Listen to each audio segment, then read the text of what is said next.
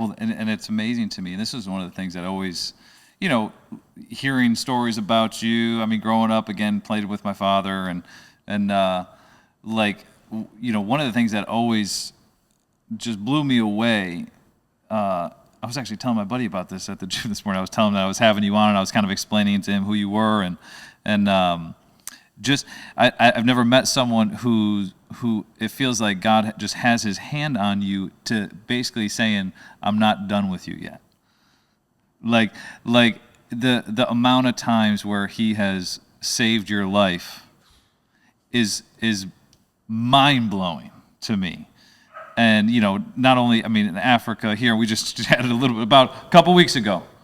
You had a heart attack 2 weeks ago. I don't even know if you were gonna be here today. Right. A couple weeks ago, and God's, I'm not done yet. Not done with you yet. I guess God's got a sense of humor. I don't know. I even before I became a Christian, I should have died. Yeah. I should have died when I went to Mexico. I should have died several times. LSD. I once OD'd for 4 days, woke up in my puke and vomit. No one tried to find me. I should have died and gone to hell. Just so many times, even before I got saved. And then after I got saved, I've been knocked out, 6 times on the ball field with concussions. Several wrecks. In Africa, I've had malaria 19 times, cerebral malaria twice. Cerebral malaria is 95% fatal if you get it once. So I've had it twice. I've had blackwater fever that at the time was 100% fatal, but since I live, it's now 99% fatal. What is blackwater fever? Blackwater fever is a form of malaria, but it doesn't go to your liver. It goes to your kidney. And so what happens is my fever shot up to 107, and when you go to the bathroom, your urine is the color of Coca-Cola or coffee.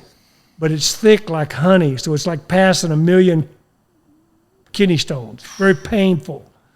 And once you get to that stage, it's 100% fatal, the doctor said. So I was out of it. I was in a coma for 5 days during the hospital in Africa.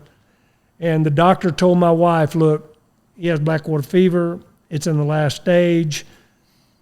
We're going to try something. It's either going to cure him or kill him. We just want you to know. So they put 4 IVs in me. They had 2 quinine drips in one arm, 2 antibiotics in the other arm, and I woke up 5 days later. So I came to. So then I had 4 heart attacks. I've had 7 stents. I had 2 blood clots go in my heart and explode 13 years ago that destroyed my mitral valve and 75% of my heart. So like you were talking last week, when my heart stopped, well, I have a defibrillator up here.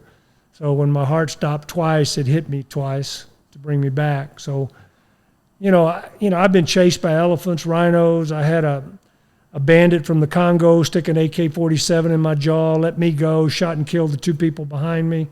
Tell me that story. Well, I was headed to town one night, and the sun was going down. It was dark, and there was a turn on a dirt road that you almost stopped. It was just so 90 degree. And as soon as I slowed down, 3 guys with AK-47s jump out. And so my window's down. Well, the guy jumped up and sticks the AK-47 in my jaw. And so he's speaking Swahili. He's from the Congo, so they're wanting to steal my truck. And I had a brand new truck at the time. And one guy's in the front and one guy's on the other side. They all got AKs. And so I just happened to look up in my rearview mirror because I saw 2 lights coming. And so for some reason, the guy put his gun down and goes, go, go, go. So I went. Well, I didn't know what happened until the next day. What happened was they shot and killed the 2 people behind me and stole their vehicle. But as they're driving back to the Congo, they ran out of fuel in this vehicle next to one of the churches that we planted. So they stole a couple bicycles from our members, and they shot and wounded a couple of them, but 2 of them got away. They caught one of the guys because he ran out of bullets. So they had him tied up with tree bark, just like you see in the movies, with a stick. They're bringing him to me across the river. And I don't know anything about this. So the guy will walk up, they throw him in the back of my truck, and they say, this is one of the 3 men that shot. I said, who got shot? He said, well, 2 Catholic nuns got shot. They shot and killed the Catholic nuns that were coming behind me that I didn't know they were nuns, but anyway. So they said, you need to take this guy to the police. So he's still tied up with tree bark, behind his back and his ankles. And so I drive up to the police. And the policemen there, they all know me. My boy now, how are you? I'm my favorite missionary. I said, I'm doing okay. I said, look, by that time I knew the whole story. I said, hey, we caught one of the guys that shot those nuns. So he comes over, and I take my little knife, and I cut the bark off his ankle so he could stand up. Well, as soon as he stood up, the guy had a .308 rifle, and so he hit the guy in the jaw, just knocked the guy down and starts kicking him. Another policeman comes over. Both of them kicking him. So then they drag him, and they throw him in the commandant's office.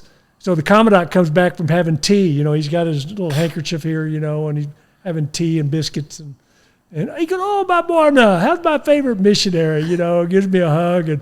And then he looks at the guy, and the guy bleed, man, just been beat. And he goes, who's this? And I said, he's one of the guys that shot those nuns. And he walked over, and he had steel-toe boots on. He kicked the guy right here, knocked all his teeth out. And then he looked at me, he said, there'll be no trial. You just go home, missionary. Thank you for assisting us. So they killed the guy. Oh, my gosh. If you enjoyed that clip and you want to watch another one, click right here. And if you want to watch the full podcast, click right here. And don't forget to like and subscribe if you find this content valuable.